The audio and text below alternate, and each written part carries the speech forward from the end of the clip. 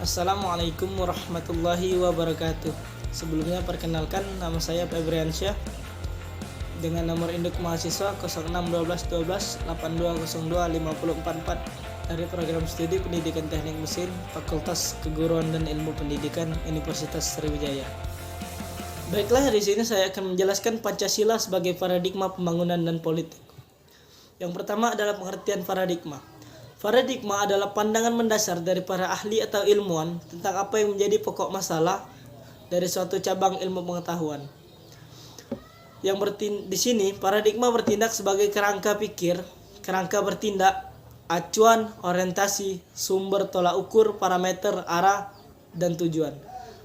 Sesuatu yang dijadikan paradigma berarti sesuatu itu dijadikan sebagai kerangka, acuan, tolak ukur, parameter, arah, dan tujuan dari sebuah kegiatan. Lalu pengertian pembangunan.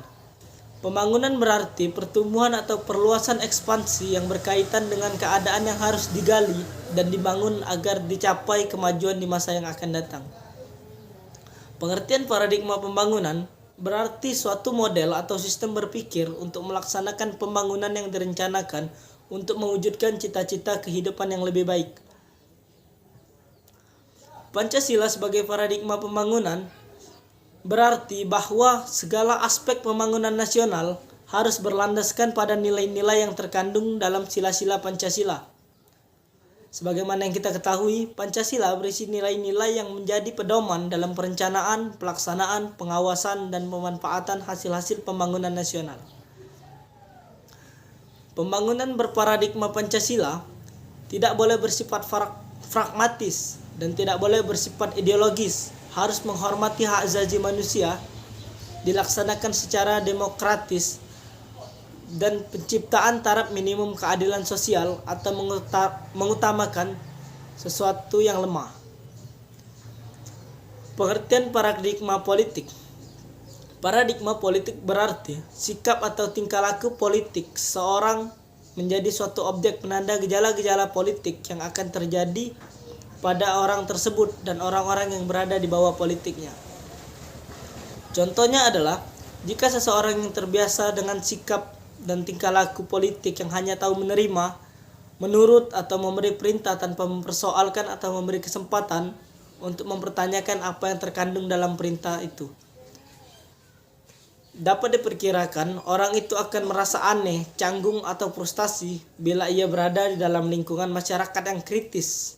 Masyarakat yang sering mempertanyakan suatu keputusan atau kebijaksanaan dari politik. Pembangunan politik memiliki dimensi yang strategis karena hampir semua kebijakan publik tidak dapat dipisahkan darinya. Hal ini juga banyak menimbulkan kekecewaan dari masyarakat. Beberapa kekecewaan dari masyarakat tersebut adalah: yang pertama, kebijakan hanya dibangun atas dasar kebijakan politik tertentu. Lalu kepentingan masyarakat yang kurang mendapat perhatian, pemerintah dan para elit politik kurang berpihak pada masyarakat, serta adanya tujuan tertentu yang melegangkan kekuasaan para elit politik. Selanjutnya adalah ciri-ciri analisis kegagalan. Yang pertama adalah tidak jelasnya paradigma pembangunan dan politik dan hukum karena tidak adanya blueprint. Lalu penggunaan Pancasila sebagai paradigma pembangunan masih bersifat parsial.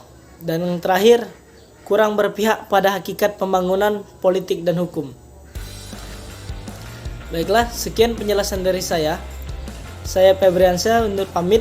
Wabillahi taufiq wal hidayah. Wassalamualaikum warahmatullahi wabarakatuh.